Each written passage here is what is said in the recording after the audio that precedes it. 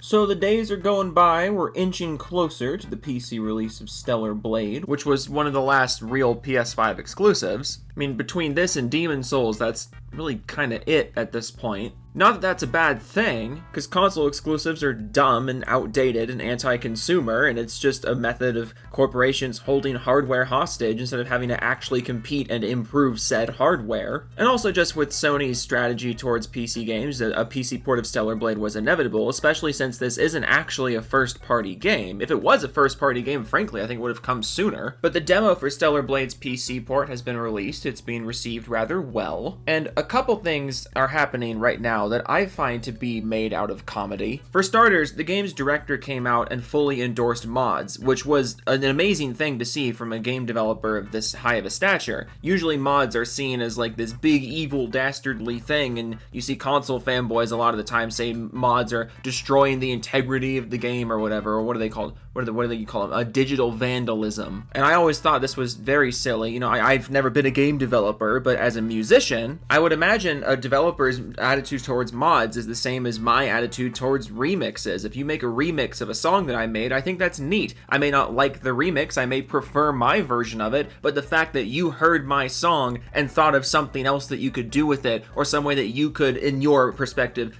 improve upon it and make it even cooler to you, I think that's cool. It doesn't replace the original. I'm glad you're finding enjoyment out of it. That was my not so subtle plug of my music. Go listen to Curbside Anthem on Spotify and Apple Music. We're like bowling for soup on steroids. And follow us on Instagram for some show announcements in the near future, especially if you're going to be in Hollywood in the month of October. Winky winky pluggy pluggy. But during a conference, the game's director was asked what he thought about mods, to which he responded, quote, "First of all, I fully support the phenomenon of players using mods. In fact, I myself also want to try out some of the more exciting mods."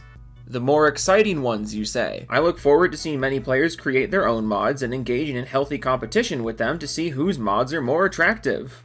The more attractive ones, you say? I also hope that more players can get involved with mod creation. And as someone who loves PC gaming, as someone who loves mods, this is an amazing stance for a AAA developer to have. And like, you can say that this is just about the goons out there, the goon squad, the fucking Batman Arkham City goons are coming around and they're gonna goon everywhere. But I'm looking at this from a much broader perspective.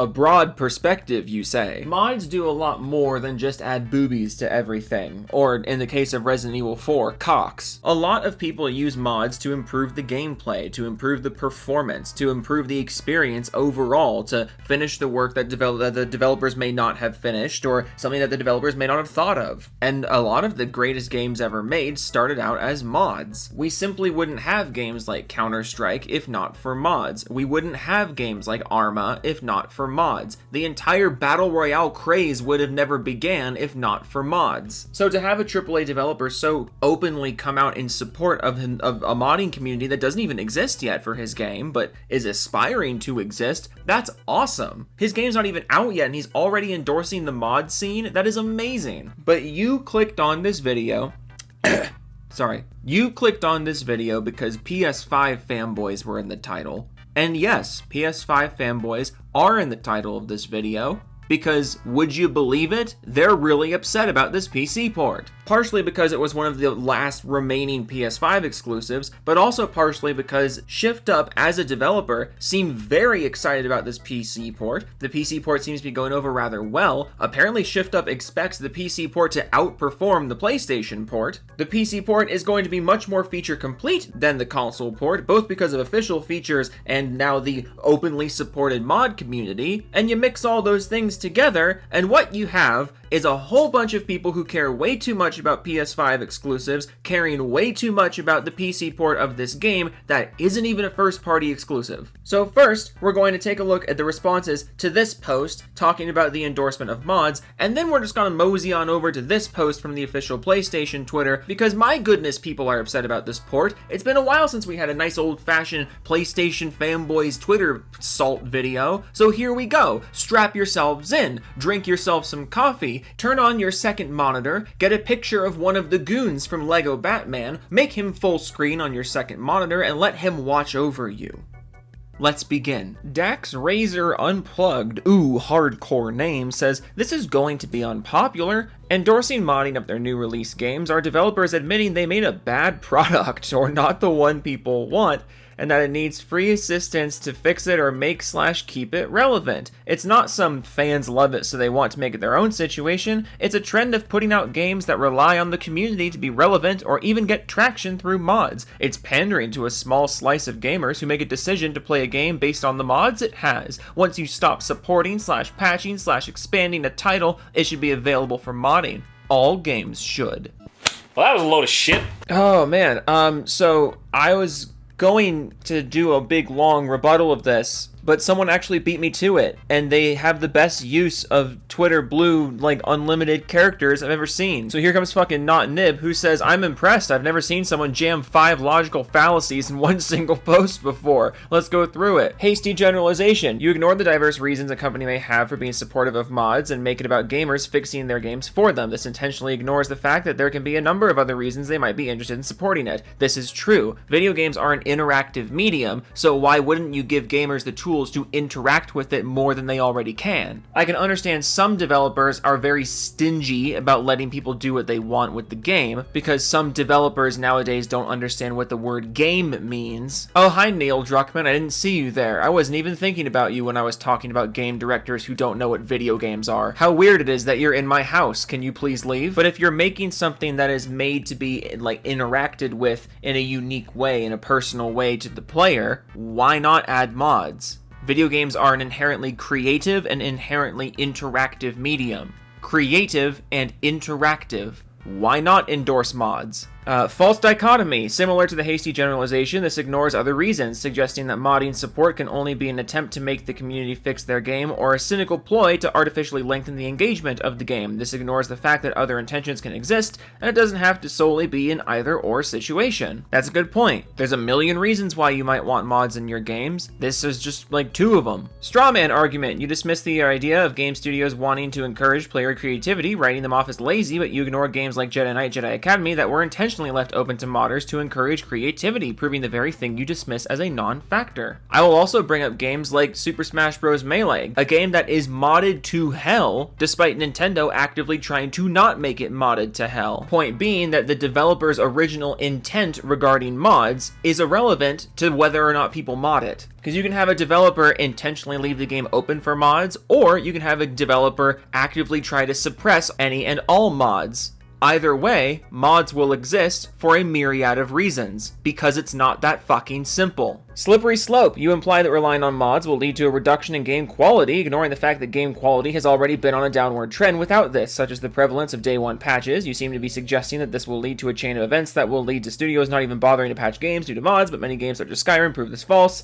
Not much to say there, you nailed it. Appeal to motive, you are questioning or finding the issue with the motive behind this act rather than the actual impact of the action to criticize the action. His action support of mods seems immaterial to you and its effects, more concerned with speculative intentions of someone that you don't know and know nothing about, and using that imagined and speculative motive to criticize the action. It's not that this is an unpopular opinion, this is an unpopular statement because it is poorly reasoned. Everyone fucking round of applause here. Round of fucking applause. I don't hear you clapping. I need you to clap louder. Clap louder or Neil Druckmann will be in your house. Scion Storm says, notice he said healthy, so no degenerate stuff, lol. Weird idea. If you don't want degenerate mods on your game, don't download them.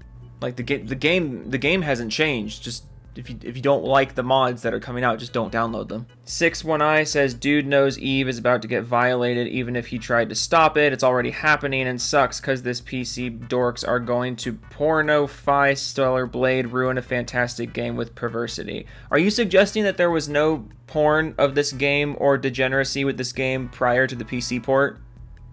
Like, is that really what we're saying right now? Like, you say it right here, like, ugh, Eve's gonna get violated. It's already happening. The game's not out on PC yet. That hasn't happened yet, actually. So, if this is happening now, it's not the PC gamer's fault, actually. I think you may have just told on yourself a little bit. Macross420 says, you PC perverts.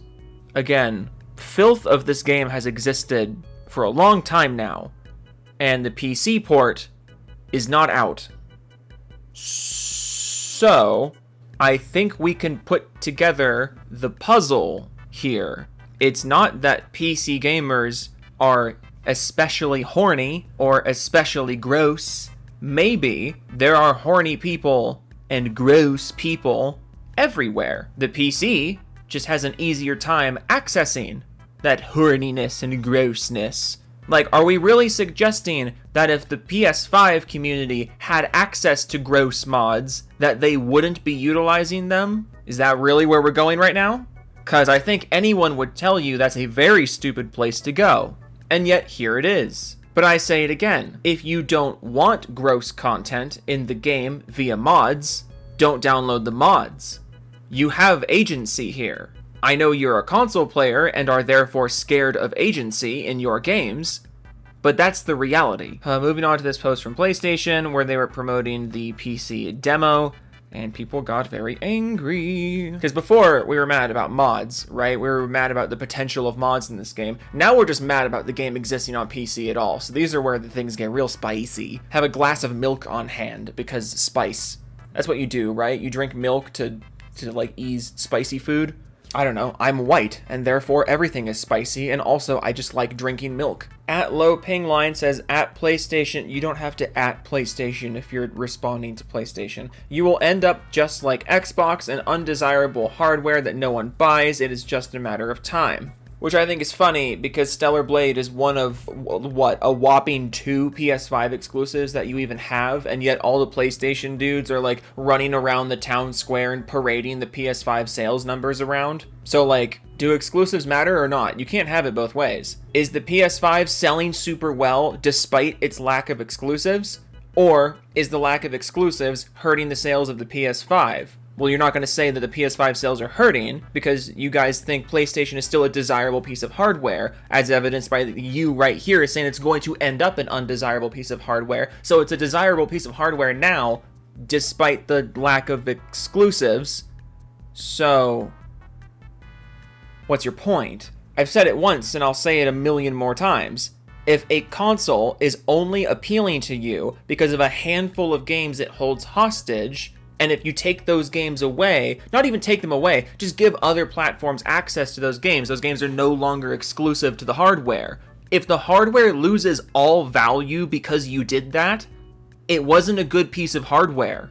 Like, end of story. If you're deciding between two pieces of hardware and the only determining factor is software that's held hostage arbitrarily, that means the hardware sucks. If you're choosing between hardware A and hardware B, and you would go with hardware B if not for the handful of exclusive games on hardware A, that means hardware A is a bad purchase. Grant says, or you can just buy a PS5 and you won't have to wait for any more awful PC ports in the future. Get the message, Sony. Real PlayStation fans do not like or want these PC ports. Shut down PlayStation PC. Oh, real PlayStation fans don't like it.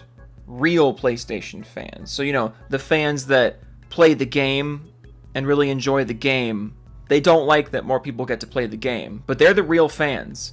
So just so we're all on the same page here. The real fans are the fans that play the game and like the game and are fans of the game, but don't want more people to play the game unless those people give hundreds of dollars to a corporation that didn't make the game. They just signed a couple checks. They had no hand in the actual creative aspect of this. All they did was sign a couple checks and hold the game hostage and charge the gamers an extra few $100 if they want to play the game. You think they're in the right here.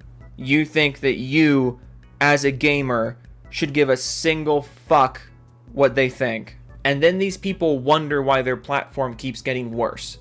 You wonder why your platform keeps getting more expensive and giving you less in return when this is your attitude. Fuck, like, okay, no, sure.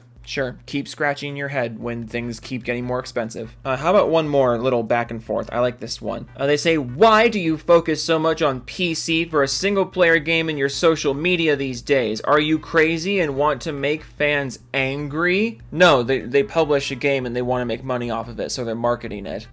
They're trying to do the thing that they're usually really fucking shitty at, which is marketing PC ports. And they wouldn't be doing that if there wasn't money to be made. They are a company trying to make money. That's it. Blank says, lol, defending console exclusivity? Are you insane? You are the only fan that would get upset. Millet says, yeah, we care for exclusives because here is not place that become a third-party publisher. PlayStation is already a third-party publisher. They've been a third-party publisher. And also, PlayStation had $31 billion revenue in 2024, more than any company. Oh goodness, I wonder where a chunk of that money came from. Could it be non-PlayStation platforms? How did that happen? Oh, by Sony putting games on other platforms and making people aware of them. Fascinating stuff here, I can't believe it. And it was the first time that a company in the gaming industry could reach it. Why do you care? I keep seeing this number being thrown around. The PlayStation made $31 billion. Look at that. Why do you care? Like, who gives a shit? How does that affect you? Blank reads my mind here. Says, how does platform exclusivity benefit you as a console user? Millet says, God, it's so simple. High quality exclusive titles are the main reason to choose a console platform. That is a fact, and you can ask from Nintendo guys. I'm sure they tell you. I love this. So high quality exclusive titles are the main reason to choose a console platform. Also, PlayStation had $31 billion. Okay, follow-up question. How many dollars has PlayStation put into failed live service games? How many dollars has PlayStation put into games that haven't even come out and are probably not going to come out for another year, 2 years? I mean, I'm not sure why I'm taking anything seriously from someone whose profile picture is from a game they haven't played. But just, ooh, my goodness. It makes me so, it's all so silly. It's all so silly. Look, I love seeing developers encourage modding. I love seeing games come to PC so they can be properly preserved. I love seeing games not be exclusive to a piece of hardware that's going to be outdated. It's already technically outdated and is owned by a corporation who openly doesn't give a fuck about you. This is the direction the industry is headed. If you don't want to be a part of it, that's fine. Go away then. If you don't want to be part of the PC side of the industry, that's fine. But stop pissing yourself whenever a company wants to be involved with it, because believe it or not, there's a lot of money to be made over here. So I'm gonna do the Doofus Club now, and then we're gonna have a nice little chuckle about things as things keep getting stupider. While I was recording this, the fucking state of play was announced. So place your bets now on how many PC ports are gonna be there. Although announcing PC ports at this point would mean that there actually need to be some games to be ported. Lol. At Omega, Multheme, Dan Porter Bridges, One Man Savage, Binary Deviant, Oracle, Unknown, 186718, KevDog 1992, join the join the Discord, the Doofus Official Dregs, Master Star, Rip and Tears, what my PP says when see Panty, Bear Brain, Epion 504, Grimsy, Edge Knight 1789, Ask Group 3, and DeVito until it's done, Kushka, Nate, it's Murkoff, Random Course, it's Saved, Unicorn, Rocco, Wild Gamer 2001, Opossum, Bender Fondue, Ass Shitter 69 420, I Hate Living Around a Bunch of Broke Ass People, Thomas Bogan, Dial Up, Kyle Ward 789, Santa Nakage, and Non Vola, Master Killer, The Return of the King, but it's upside down. George from Seattle, Partial Mean 8, Nick, Volksauto, Volksauto, JJ does a Hail to Nuvo Pub, Cod Stop It, Codman, 4372, WX, Joe to the Gamer, 127, YT, not 127, WT, gonna memorize, Cellrock, Gold, Pyrex, Zombie Fan, all throughout the one, since you refuse cat mail, I will shit under fridge, go check.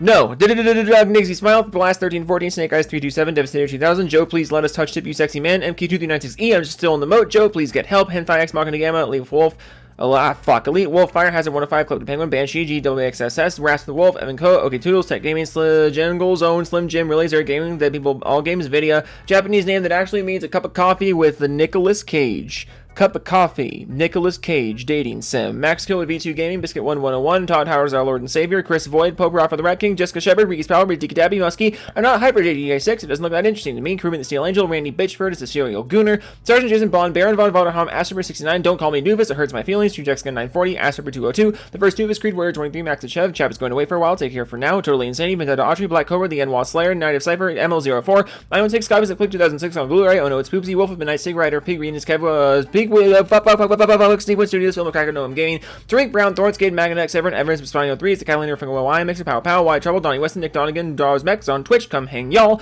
Gob Godson, Rogue Winter 919, Bobby Hinner, Coke Moofus, Hangman for Hire, Ellen, Lenoble, Frost Crystal, Jimmy Chops, Biogenesis, Ian in Action, Floppy Fingers 97, Mega Key, Scrubby's Go, Ghost Ho, Ryusagi to Jojo 6, Vast Grove, Femtango, Raptor Tim, The Amazing Blight Man, Blue Hook, Jeff from Portland, Slap, Salty Salmon to Joe, Schnorr Maxon, Oh No It's a Sex Cult, Jody Breeze, Smitty, Worker, Jagerman Jensen, Oh No It's Diddy Cubano, Mick Advertisement, Diego Garcia, JJ, Mike Gibbons, I Am American Idiot, Darth Muffin, Oh No, It's Justin, Randwood, 20 Way, Mechanical Resonance, Extreme World 7, Joey Scoops, Negative Creep, Joe Taku, Recovering Alcoholic, Wannabe Hobo, Jidge, Wessit, Billet, 310 Char, Rob C, Veg, Groove Banana, Curtin Allen's back, Wear a Maid Dress once you hit 20k, Joe, and that Japanese name means I'm the last person on the list. That's your Japanese lesson with Joe. That Japanese sentence there, it means I'm the last on the list. So if you're taking Japanese at your school or at your place of work, I don't know why you would be taking Japanese at your place of work, when you see these icons come up, that means I am last on the list. Okay, toodles.